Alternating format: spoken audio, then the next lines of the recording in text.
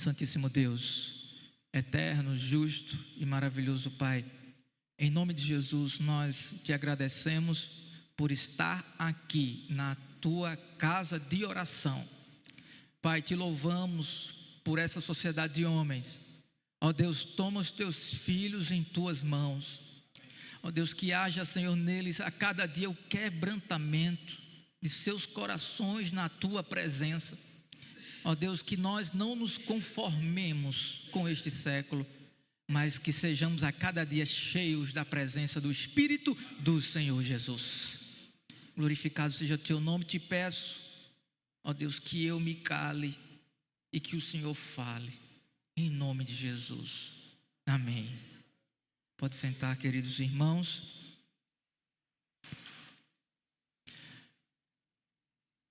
No primeiro capítulo de Paulo a Tito, nós vemos muitas palavras práticas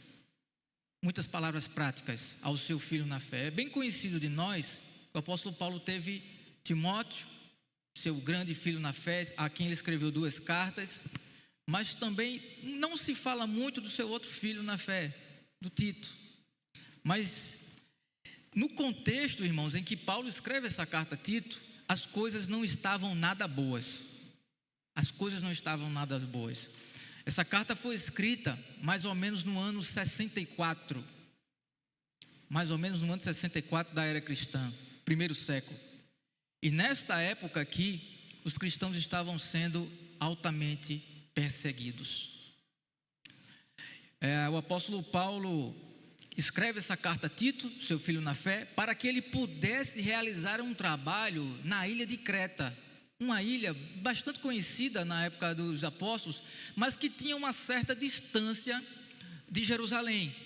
Então, muitos teólogos se perguntam, como foi que o evangelho foi chegar nessa ilha?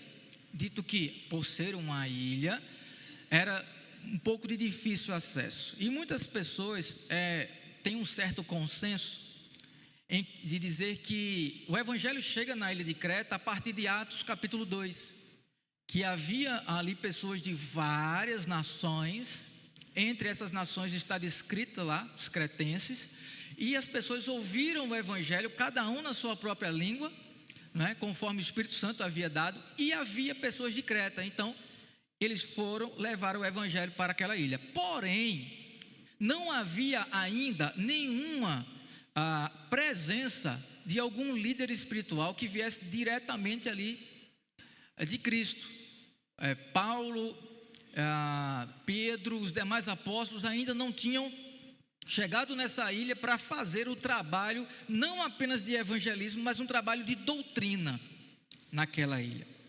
Então, durante a primeira saída de Paulo da prisão, final do livro de Atos dos Apóstolos, nós vemos o apóstolo Paulo ali tendo uma liberação para poder ficar fora da sua prisão. Ele fica cerca de 2 anos preso numa prisão domiciliar, e ali nessa primeira saída, Paulo coloca Tito em Creta, coloca Timóteo em Éfeso, e ali o apóstolo Paulo ele começa a delegar essas tarefas, e o trabalho do Senhor vai avançando, vai crescendo. Porém, o trabalho para Tito não era nada fácil. Tito ele foi colocado pelo apóstolo Paulo para levar algumas cartas à igreja de Corinto. E quem gosta da carta de Corinto, a gente sabe quantos problemas tinham na igreja de Corinto. E Paulo, confiando ali em Tito, seu filho na fé, ele disse: Tito, leva lá essa carta, doutrina aquele pessoal. Você vai encontrar cerca de 8 vezes o apóstolo Paulo cita Tito lá na carta aos Coríntios. Tito era um filho muito amado. Você vai perceber algumas características. Quem foi Tito? Primeiro, Tito foi um gentio grego convertido pelo ministério de Paulo. Está aqui, Tito 1:4. Tito também foi enviado a Corinto para levar a carta de Paulo, segundo aos Coríntios 8:16-18. Tito, ele participou da 3ª e 4ª viagem missionária de Paulo. Então, não era qualquer pessoa. Paulo enviou alguém para ele de Creta que fosse capacitado, que tivesse experiências, que tivesse aprendido aos pés dele e tivesse também participado das viagens missionárias. Também Tito, ele acompanhou Paulo e Barnabé no concílio de Jerusalém, lá em Atos 15. E é interessante porque nessa passagem, o apóstolo Paulo chega lá em Jerusalém para tratar dos gentios que tinham se convertido e que o apóstolo Pedro e alguns outros apóstolos estavam com dificuldades em reconhecer esse povo gentio na fé. E ali Paulo leva a Tito como uma fiel testemunha para dizer: o evangelho que salvou em Jerusalém também salva lá nos gentios. O evangelho é para todos. Então Tito serviu também como essa fiel testemunha de Paulo. Ele é mencionado cerca de 8 vezes em Coríntio. Ele foi designado para auxiliar Apolo, Tito 3,12. Então veja que Paulo ele dava muitas tarefas a esse filho na fé, por amor, por confiança e por saber também da sua capacidade em Cristo Jesus. O nome Tito significa louvável. Interessante, né? Louvável. E a história vai dizer que Tito ele morre, irmãos, com cerca de 95 anos. Sabe onde? Na ilha de Creta, aonde Paulo colocou ele ficou lá e fez o trabalho do Senhor de maneira fiel, de maneira até o final da sua vida. Esse foi Tito. Timóteo, outra curiosidade, Timóteo, também filho na fé de Paulo, ele já morre de maneira diferente. John Fox, no livro dos Mártires, ele vai dizer que Timóteo ele morre porque ele começa a pregar contra as pessoas que estavam na idolatria. E ali as pessoas matam Timóteo a paus e pedras. É assim que Timóteo morre. Mas Tito ele fica até os seus 95 anos na ilha de Creta. E Paulo vê o seu filho na fé naquele lugar, necessitando de orientações. Ele vê a ilha de Creta ali de maneira extremamente corrupta. A ilha de Creta era conhecida naquela época, naqueles tempos, por ser um lugar extremamente corrupto. A corrupção na ilha de Creta era terrível. Os navios que saíam de lá, do porto, levavam desvios de mercadorias. Pessoas eram extremamente corruptas. Outra fama horrível que eles tinham na ilha de Creta era que as pessoas eram extremamente mal educadas, bárbaros, irascíveis. Eram pessoas que se estressavam por tudo, brigavam por tudo. Então na ilha de Creta havia uma cultura em que, também no nosso Brasil, muitas vezes temos, que para ser homem tem que ser ignorante. Tem que ser aquele homem que, se mexer comigo. Na ilha de Creta tinha muito isso.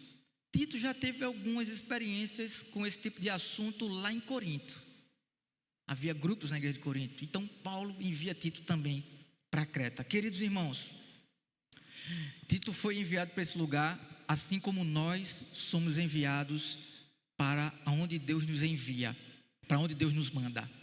Deus enviou Tito para Creta. Deus trouxe vocês para essa igreja. Então a maldade, a corrupção do mundo, a maneira como o mundo anda, não deve de maneira alguma nos impedir de cumprir o nosso ministério que o Senhor Jesus nos deu. Então Deus sabe que Ele coloca cada pessoa em cada lugar, de cada maneira. Ele escolhe as pessoas certas, com as experiências certas, da forma certa, para colocar no lugar certo. Não existe acaso para Deus. Não existe acaso para Ele. Mas eu quero expor o texto, são 16 versículos, né? É um pouco grande, mas eu quero ser de maneira incisiva com os irmãos. A partir do versículo 1, por favor, acompanhe comigo o verso 1. O apóstolo Paulo, ao escrever para esse seu filho, ele diz: Paulo, servo de Deus, apóstolo de Jesus Cristo, para promover a fé que é dos eleitos de Deus e o pleno conhecimento da verdade segundo a piedade, na esperança da vida eterna que o Deus que não pode mentir prometeu antes dos tempos eternos e em tempos devidos manifestou a sua palavra mediante a pregação que me foi confiada por mandado de Deus nosso Salvador. A Tito, verdadeiro filho, segundo a fé comum, graça e paz da parte de Deus Pai e Cristo Jesus, nosso Salvador. Nesses 4 versículos, nós vemos ali Paulo iniciando a sua carta, o momento da saudação, do prefácio, mas eu já quero aplicar algo muito importante para a gente aqui. Paulo se coloca aqui para Tito como um servo de Deus, um homem fiel a Deus. E aqui a palavra servo no grego é doulos. Doulos, que tem a ver com escravo, que tem a ver com alguém que está preso, única e exclusivamente à vontade do seu Senhor. O apóstolo Paulo está dizendo: Tito, meu filho, assim como você está aí na ilha de Creta, eu também estou aqui, enfrentando prisões, tribulações, perseguições, sendo incompreendido por esse mundo mau. Mas se lembre, querido filho na fé, nós somos servos de Deus. Nós somos servos de Deus, e ninguém pode tirar isso de nós. O apóstolo Paulo, escrevendo a Roma, ele diz em Romanos 14:8: porque se vivemos, para o Senhor vivemos, se morremos, para o Senhor morremos, de sorte que vivendo ou morrendo, somos todos do Senhor. Ele tinha convicção. Então nós, como homens de Deus, devemos ter plena convicção de quem nós somos, servos de Deus, e do que Deus nos confiou. Do que Deus nos confiou? Ele diz: sou servo de Deus, sou apóstolo de Jesus, para fazer o quê? Para promover a fé que é dos eleitos de Deus e o pleno conhecimento da verdade. O apóstolo Paulo tinha convicção da sua missão, e ele passa essa convicção da sua missão para o seu filho. Ele diz: olha, nós fomos chamados para promover a fé, fomos chamados para promover o conhecimento da verdade. Meus queridos irmãos, como é difícil hoje em dia andar na verdade. Porque ser verdadeiro, andar na verdade, andar na palavra, na Bíblia, hoje é sinônimo de ser chato, de ser retrógrado, de ser careta, né? E quando as pessoas veem, eu até falei lá na nossa igreja esses dias, algumas pessoas perguntam a mim: mas você é tão jovem, você é pastor, perdeu a vida, acabou com a vida dele. Meu Deus do céu, meus colegas jovens dizem isso. Aí eu tenho que falar, né? Eu disse: rapaz, eu descobri o que é a verdadeira vida quando eu me encontrei com Jesus. As pessoas que estão perdendo a vida lá fora estão achando que quem perde a vida somos nós. O mundo está de pernas para o ar. Então nós precisamos ter convicção, amados, plena certeza. Deus nos chamou, Deus nos trouxe para cá, Deus colocou você no lugar aonde você está, porque Ele quer usar você neste lugar. Seja no seu trabalho, na sua casa, na faculdade, na igreja, no local, no bairro, é aí onde Deus quer te usar. Mas também o apóstolo Paulo continua tratando com Tito, dizendo: olha, na esperança da vida eterna, que o Deus que não pode mentir, prometeu antes dos tempos eternos. As obras que Paulo fazia, que Tito fazia, que Timóteo fazia, que Pedro fazia, que os apóstolos faziam, eram feitas segundo a esperança da vida eterna. Então, meus irmãos, nada que nós fazemos é para nós. Nós não fazemos, nós não trabalhamos para o Senhor, para que o nosso nome seja visto, para que nós sejamos reconhecidos. Homens de Deus, eles fazem tudo para que a glória seja revertida para Deus e não para nós, porque dele, por ele e para ele são todas as coisas. Glória, pois, a ele eternamente. Amém. Glorificado seja Deus. Deus é bom, irmãos. Deus é bom. Mesmo quando nós permanecemos infiéis, Ele continua fiel à sua palavra. Quero convidar você a dar um pequeno salto para o versículo 5. Alguns dos problemas, como a gente tinha falado, na ilha de Creta, era o problema da corrupção do homem. Coisa que não acontece, né, hoje em dia no nosso país, né, na nossa sociedade. Hoje não tem isso, né, no nosso Brasil. Não acontece muito no nosso planeta Terra. Queridos irmãos, o apóstolo Paulo, ele trata sobre isso com Tito. Tito, eu quero que você seja diferente. Eu quero que você seja luz. Eu quero que você seja a luz brilhando na escuridão. Observe o versículo 5. Por esta causa eu te deixei em Creta, para que puseste em ordem as coisas restantes. Que coisas eram essas? Bem como em cada cidade constituísse o quê? Presbíteros, aqui é pastores locais, conforme eu te prescrevi. Alguém que seja, primeiro, aqui é para nós homens, primeiro, irrepreensíveis. Alguém que seja irrepreensível. Alguém que seja marido de uma só mulher. Alguém que seja, que tenha filhos crentes e não sejam acusados de dissolução e nem sejam insubordinados. Nesse versículo 6, Paulo trata com Tito só da família. Família. Creio eu que muitos homens hoje em dia se perdem por cuidar muito das coisas de fora e esquecer muito das coisas de casa, da família.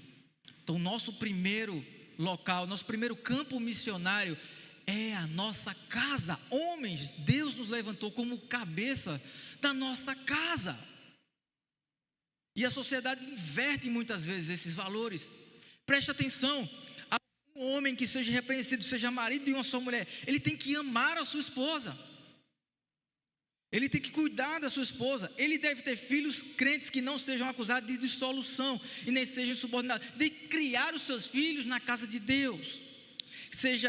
Porque é indispensável que o bispo seja irrepreensível, como dispenseiro de Deus. E agora vem outras características que acontecia muito na ilha de Creta. Os homens de lá eram assim, e Paulo começa a dizer: Tito, ensina para que os homens mudem seu comportamento. Olha o que acontecia lá. Ele vai dizer: não seja arrogante. Parte B do versículo 7. Arrogante. O homem de Deus não pode ser arrogante. Aqui tem a ver com comportamento piedoso, piedade. Aí ele continua: não irascível. Então na ilha de Creta o pessoal era irascível. A maneira, no trato, na maneira de conversar, na maneira de tratar. Ele continua dizendo: não dado ao vinho, não seja violento. Nós que passamos um tempo no Agreste, né, como missionários, a gente via muito essa cultura muito forte no Agreste do nosso estado. O homem tem que ser duro, ele tem que ser violento, qualquer coisa ele estoura, é assim que ele é respeitado. Mas pelos padrões de Deus, o homem é respeitado pelo seu amor, pela sua maneira de se portar, pela sua maneira de cuidar da família, pelos padrões de Deus. Um homem de Deus, ele é visto pela maneira como ele vive a sua vida espiritual e física com as pessoas ao seu redor. Ele não pode ser cobiçoso, não pode ser ganancioso, ele tem que ser hospitaleiro. Tito, ensina os homens da ilha de Creta, principalmente os pastores, os bispos, para que eles sejam amigos do bem. Essa expressão é linda. Amigos do bem. Nós devemos ser amigos do bem. E Paulo vai tratar várias colocações aqui. Que seja apegado à palavra fiel, no versículo 9. Meus irmãos, homens de Deus, nós devemos amar cada dia mais este livro sagrado. A cada dia mais nós devemos amar essa palavra. Eu vi um vídeo esses dias de alguns cristãos, irmãos nossos na fé, que tiveram a sua igreja invadida no Oriente Médio, rasgaram todas as Bíblias, queimaram o templo. E sabe o que foi que eles fizeram? Eles simplesmente foram para a mata, foram para os lugares distantes, continuaram cultuando a Deus. E quantos de nós, irmãos, desistimos da fé por tão pouco muitas vezes?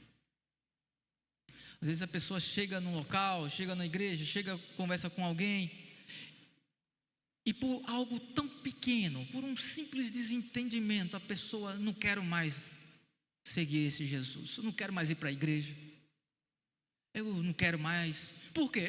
Porque alguém me olhou torto.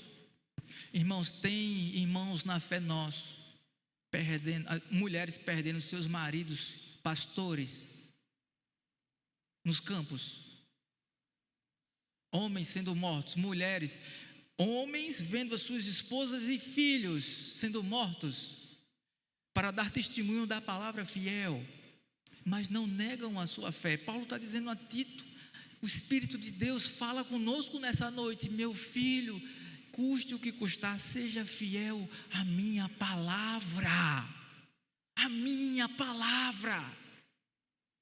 E está cada vez mais difícil ser fiel a essa palavra, porque os padrões do mundo aos poucos vão nos apertando. A gente tem que se enquadrar nos padrões que o mundo vai dizendo: se não for assim, não tem lugar para você. Pois é, esse mundo nunca foi para nós mesmos, o nosso lugar é no céu, é lá, meus irmãos.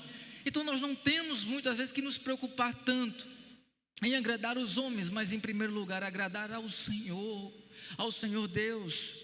Os mesmos problemas que havia na ilha de Creta existem hoje na nossa sociedade.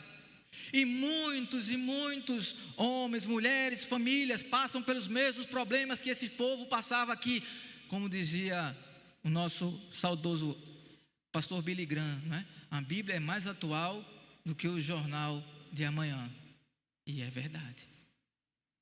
É bem verdade. Seja pegado a palavra, verso 9. Porque é segundo a doutrina, de modo que tenha poder tanto para exortar pelo reto ensino, como para convencer os que o contradizem. Irmãos, pessoas vão querer nos contradizer. Esteja preparado. As pessoas vão querer chegar para nós e querer colocar a nossa fé em prova. É isso aí que você crê mesmo? Que Jonas foi engolido por um grande peixe? Que o homem foi feito da areia, do barro? É isso aí mesmo que você crê? As pessoas vão querer fazer isso, mas nós devemos ser apegados a essa palavra fiel, segundo a doutrina. A palavra de Deus é inerrante, infalível, insubstituível, não se substitui. É ela. Então muitas pessoas hoje estão ensinando que para ser um homem de Deus, você precisa agradar a sociedade, ser uma pessoa que nunca fale de pecado, não é? Seja aquela pessoa politicamente correta. Amados, para sermos homens de Deus, devemos ser fiéis à palavra de Deus.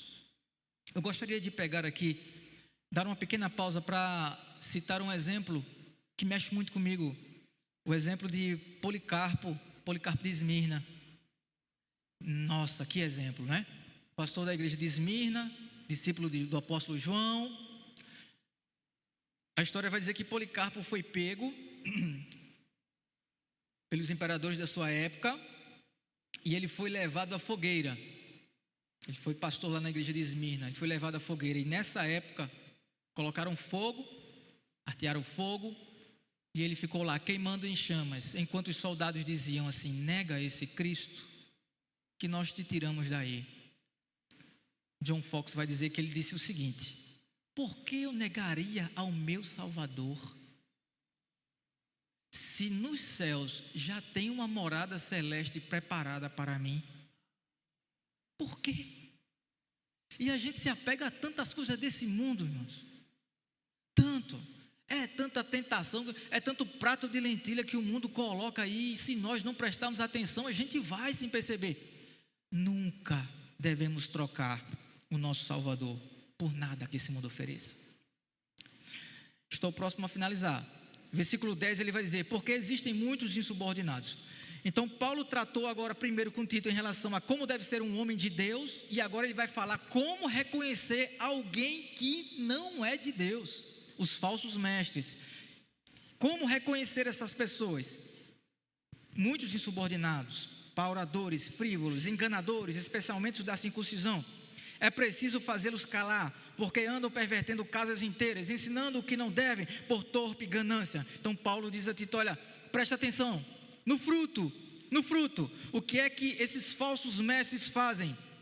Eles ensinam essa falsa circuncisão, eles ensinam que o sacrifício de Cristo não é suficiente, eles têm que voltar aos costumes judaicos. É preciso fazer calar esse povo.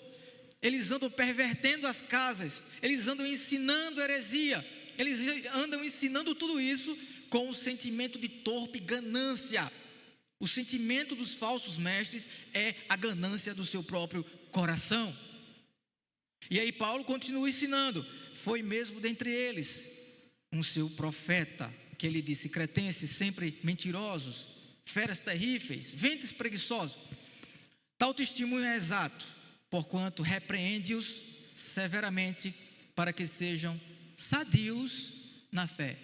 Irmãos, nós não devemos nos enganar, existe fé sadia, mas também existe falsa fé. Existem muitos que pervertem o evangelho. E um homem de Deus, para que ele consiga proteger a sua casa, a sua família, a sua igreja, a sua comunidade de fé, ele precisa conhecer aqueles que não seguem a fé genuína em Cristo Jesus. E aí vem o dom do discernimento do Espírito, que nós precisamos muito, muito. Paulo diz isso a Tito, toma cuidado, presta atenção, repreende essas pessoas, eles precisam crer de uma maneira sadia. Verso 14, e não se ocupem com fábulas judaicas, e nem com mandamentos de homens desviados da verdade. Todas as coisas são puras para os puros, todavia para os impuros e descrentes nada é puro, porque tanto a mente como a consciência deles estão corrompidas. Aqui é o resultado do mundo que nós vivemos, né? É um retrato. Mas Jesus disse assim, vós sois o sal, vós sois a luz do mundo. Não se pega uma luz e coloca debaixo de uma mesa. Se o sal perder o sabor, não serve para mais nada. Amados, essa igreja é a luz que brilha aqui na várzea. Nós somos o sal do nosso condomínio, da nossa casa. As pessoas devem olhar para a gente e naquele cristão tem sabor. Aquele ali é um homem de Deus. Por conta da sua maneira de viver. Então Paulo exorta, o Espírito de Deus nos exorta nessa noite, filhinhos, Deus nos quer fiéis, puros, para o dia de nos encontrar com Ele nos céus. Oh Deus, o Senhor é tremendo, irmãos. E o apóstolo Paulo vai finalizar o capítulo 1 falando desses falsos mestres que estavam destruindo o evangelho na ilha de Creta. No verso 16 ele diz, no tocante a Deus professam conhecê-lo, entretanto o negam por suas obras, é por isso que são abomináveis, desobedientes, reprovados para toda boa obra. Então a palavra de Deus nos mostra aqui, olha, tem muitos que dizem conhecer a Deus, professam conhecer a Deus, mas lembre-se que Jesus disse, pelos frutos, conhece a árvore pelo fruto.